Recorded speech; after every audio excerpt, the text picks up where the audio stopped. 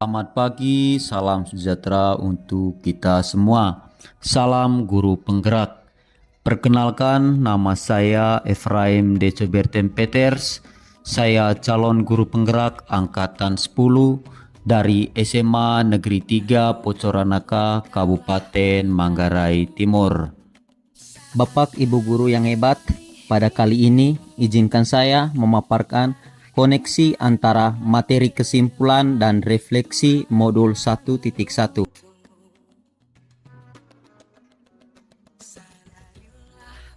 Sebelum mempelajari modul ini, saya percaya bahwa anak hanyalah selembar kertas putih dan kewajiban kita mengisi lembar tersebut. Dan saya percaya bahwa guru harus selalu di depan untuk memberikan contoh. Guru harus serba tahu dan mentransfer pengetahuannya tersebut kepada murid tanpa melibatkan mereka mencari konsep pengetahuannya tersebut. Pembelajaran yang saya terapkan selama ini lebih berfokus pada aspek kognitif. Saya akan merasa gagal ketika peserta didik saya tidak mencapai KKM. Saya juga yakin bahwa pembelajaran terbaik adalah di kelas. Karena kelas menurut saya adalah tempat yang memang sudah disiapkan untuk belajar. Sehingga dalam kelas anak akan lebih konsentrasi.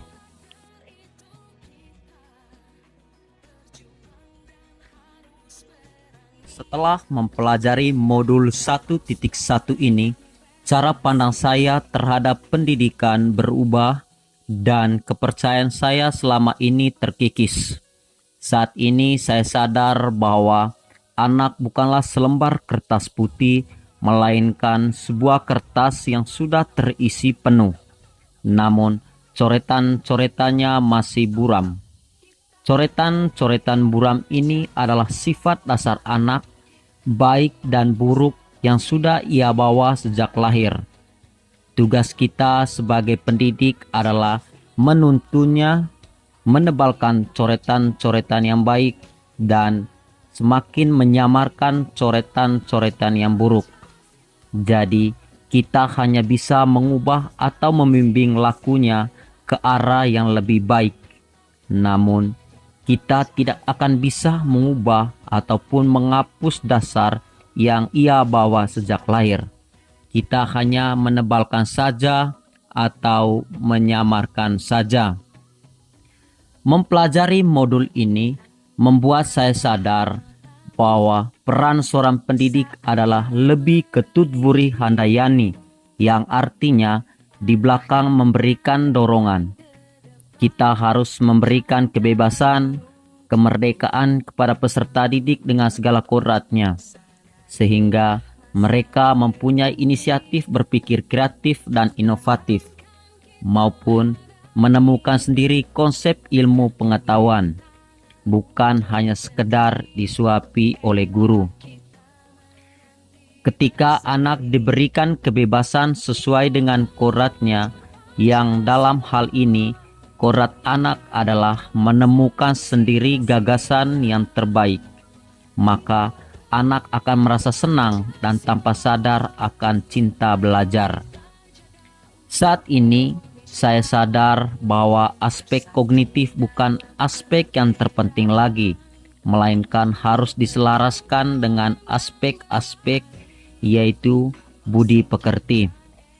Budi pekerti di sini adalah rambu atau arahan yang kita berikan kepada anak sehingga ia sadar bahwa kebebasannya dibatasi oleh kebebasan orang lain. Kebebasannya haruslah kebebasan yang bertanggung jawab. Budi pekertilah yang membentuk manusia yang humanis, manusia yang penuh kasih sayang, hati yang bersih, jujur, dan bahagia.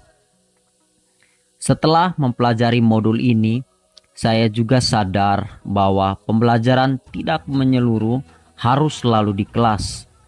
Justru anak perlu berinteraksi dengan lingkungan sekitar. Apa yang mereka pelajari harus mempunyai korelasi dengan kehidupannya, sehingga pembelajaran yang kita laksanakan akan berguna bagi kehidupannya di masyarakat.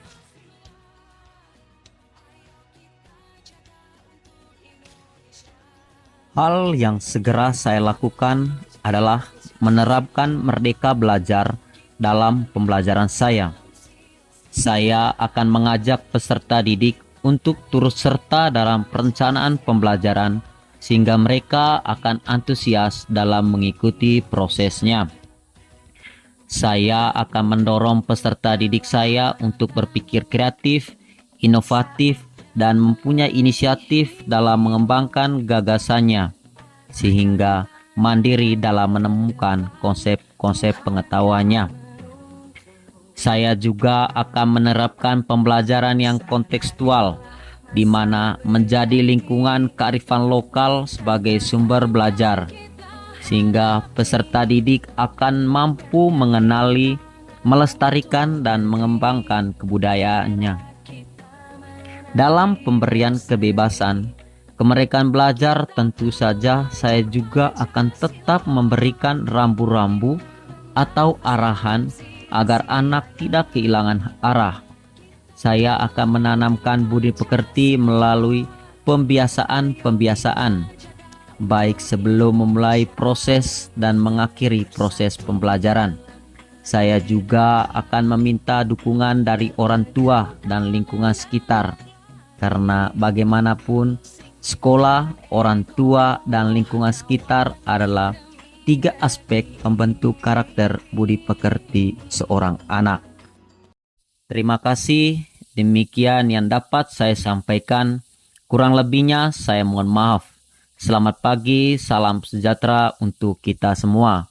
Semoga kita menjadi pendidik yang menjadi toing, titong, dan toming bagi peserta didik.